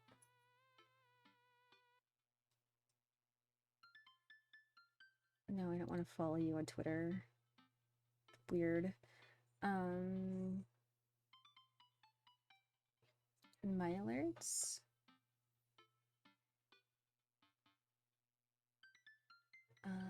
This one, let's see if this works.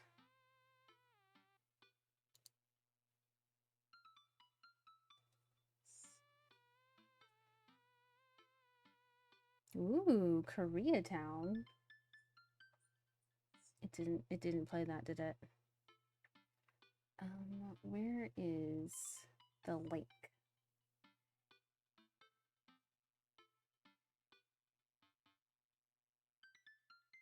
Manage profile.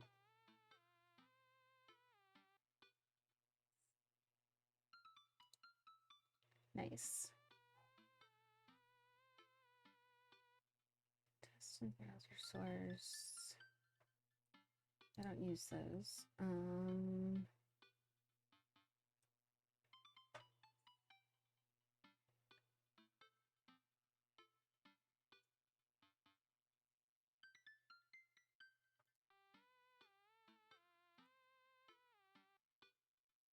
What is this?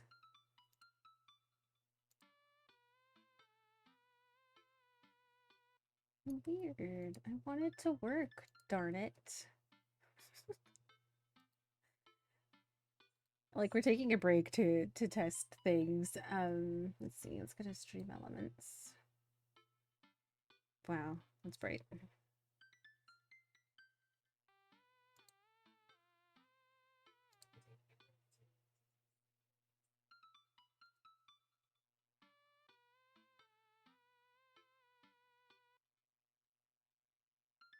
That's a different alert. Okay.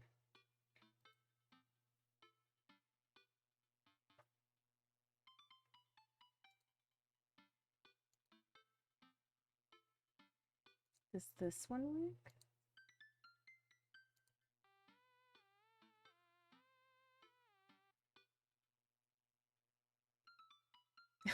I'm just looking around like, does it work? I don't know. Weird that it's not working for me.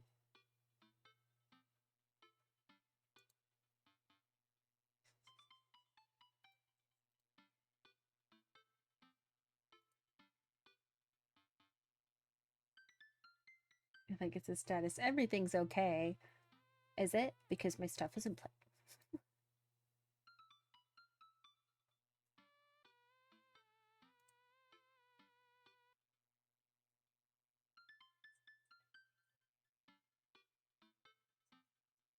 I'm like grooving to this music. Ooh, yeah. I'll go with you. Let me know when. I know it's this month. Because it's near Justin's birthday. Ugh. Like what day? Because I've been babysitting for my friends. And then I can move schedules around for you. That's not a problem.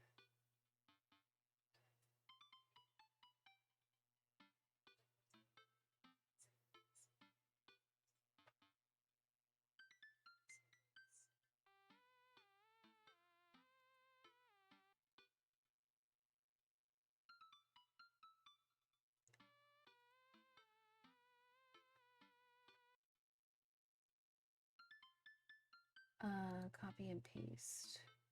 Copy. Okay. Ugh. Let's see if this works. It should be sounds.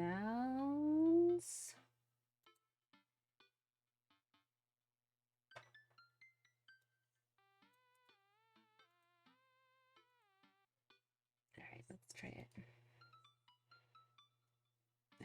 It'll be this one.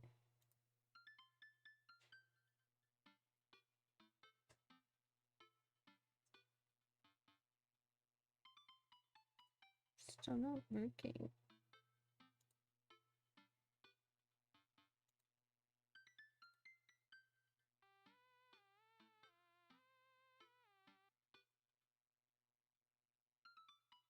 Yeah, just let me know and I will.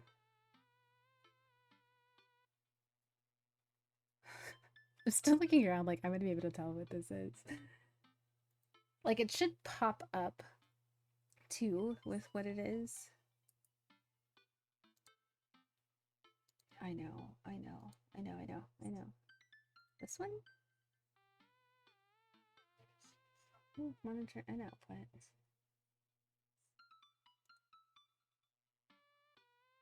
Still doesn't work. Boo. I can give you your points back too. I don't hear the sound.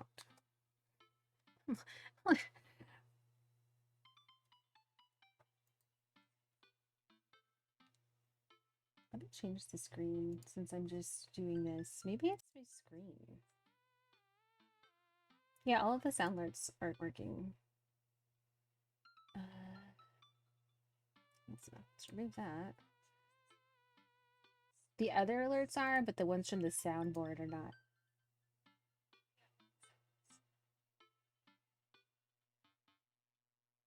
Also, my posture is horrible. I've been very antisocial lately, actually.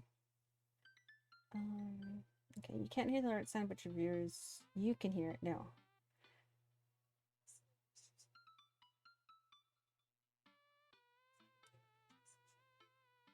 It isn't a separate source. No, none of that was helpful.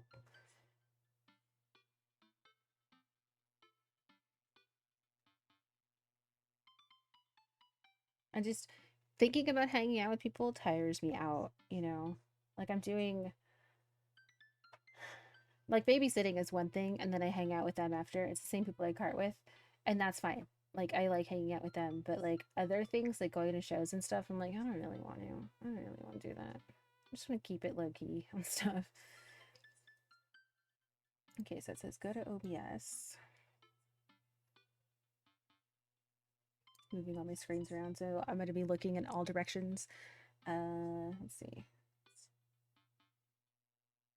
Yeah, it is monitor and output.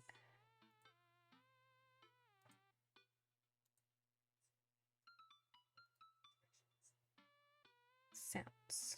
Monitor and output. Absolutely it is.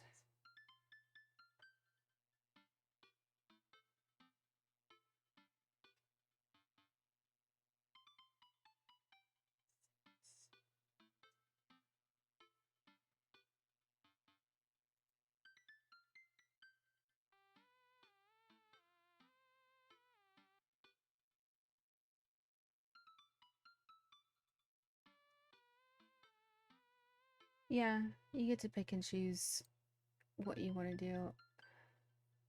Also, the band that I had worked for before got back together and have been doing shows, and I decided not to tell me about it. I had to find out another way. So anytime I see a show involving them, I don't go. It sucks because I want to see like the other bands.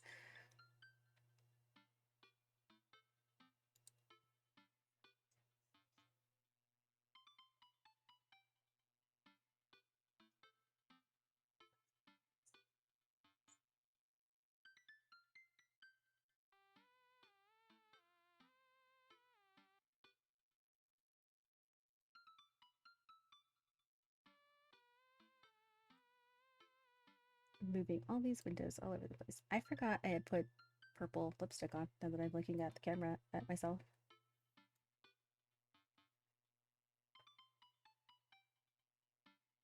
Yeah, I've kind of just fallen out of that whole group anyways, the whole music thing. I wasn't having fun the last couple times. Well, no, the last time I went because I saw Goldfinger, yes, I had fun. And that's when Tony Hawk showed up and I sent you the video. But the other times where I know there's people there that don't like me and people there that I don't like, it was very stressful. And I have like the Fitbit now. And one time my anxiety spiked so high, my watch thought I was working out. I was like, oh my god, that is scary. Okay, so Twitch Studio, what is that?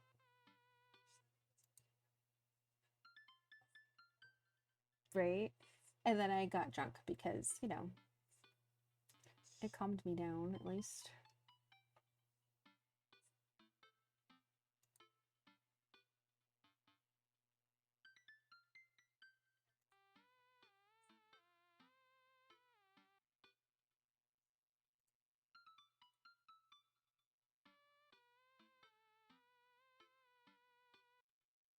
Maybe settings over here. Ooh.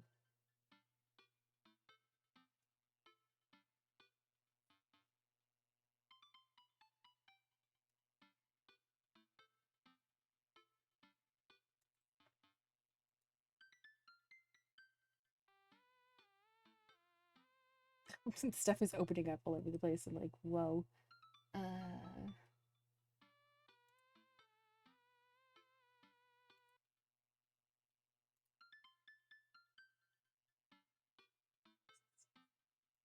At least I have time right now to mess with this so I can figure out if it works while streaming. Because sometimes it doesn't work.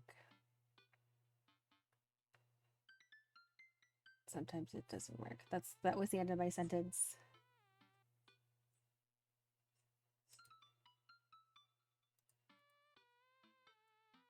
People on TikTok are gonna be like, what is going on? I'm live on TikTok too.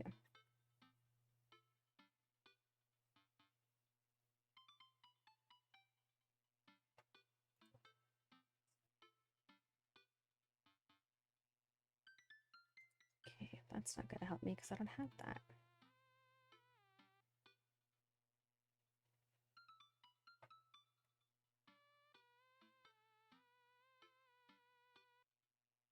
No, this article is not helpful.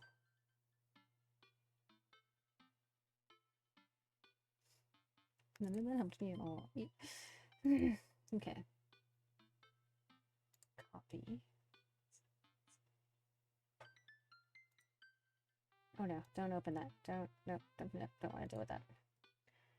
Sounds. Settings. Paste the link.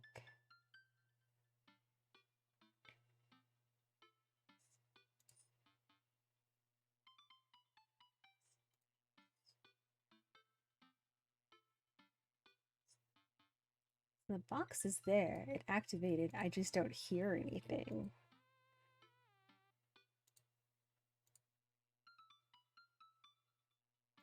See it. The box is here. You guys can't see it. I'm looking at it, but you guys have no idea what I'm looking at right now.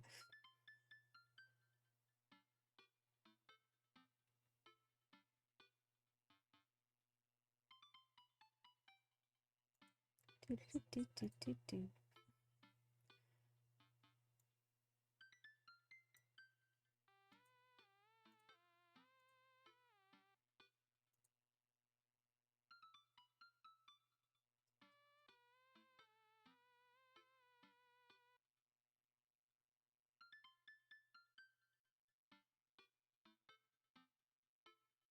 I know it looks like I'm staring into nothing. I'm actually reading things that are on this page. The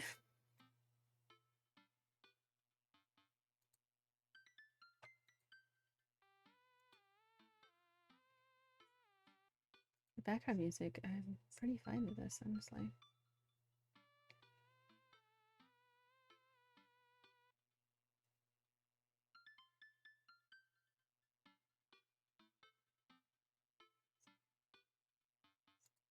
Alright, I don't understand.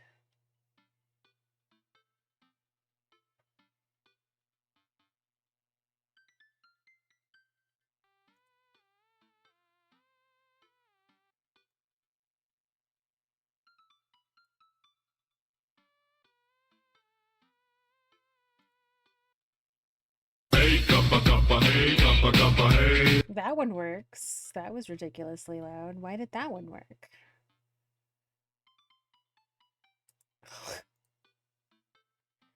Control the OBS, sound alerts.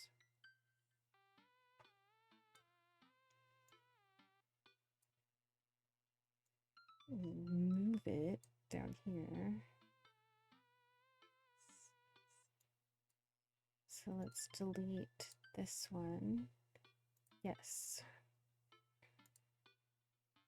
Properties. Okay. Advanced properties.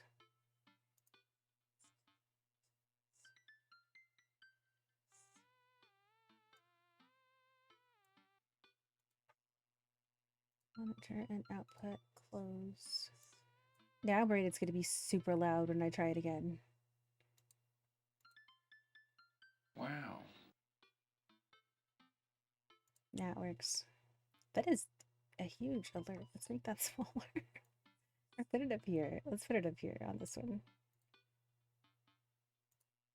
Troubleshooting on the fly. Let's try another one. I'm like, let's do another one. Where's my net? Where's my net?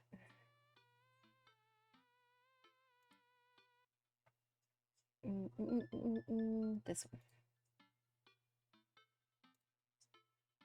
That's what she said. Hey, now it works. Okay, so let's go back to here. Delete this one. Yes. And then I'm going to add the other one. So it is browser source. It's an existing one. Sound alerts. And then that down. I'm going to put this one here. Wait, is this what I think it is?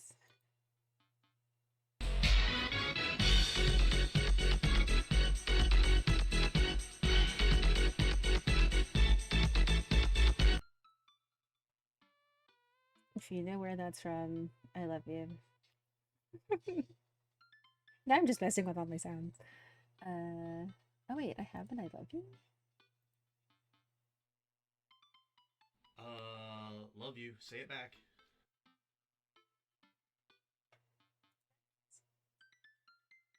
I forget I have all of these. Boo, you whore.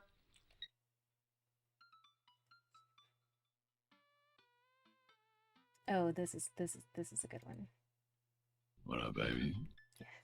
Yes. Okay, so now we know it works. That took up a lot of time, which is annoying.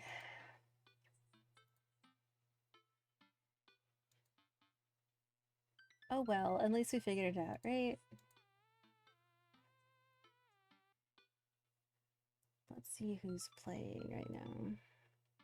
Probably cut that out in my VOD later. Nobody needs to see all that. We'll figure it out. Maybe they do want to see it though. Maybe I'll just keep it in. We'll keep it real, right?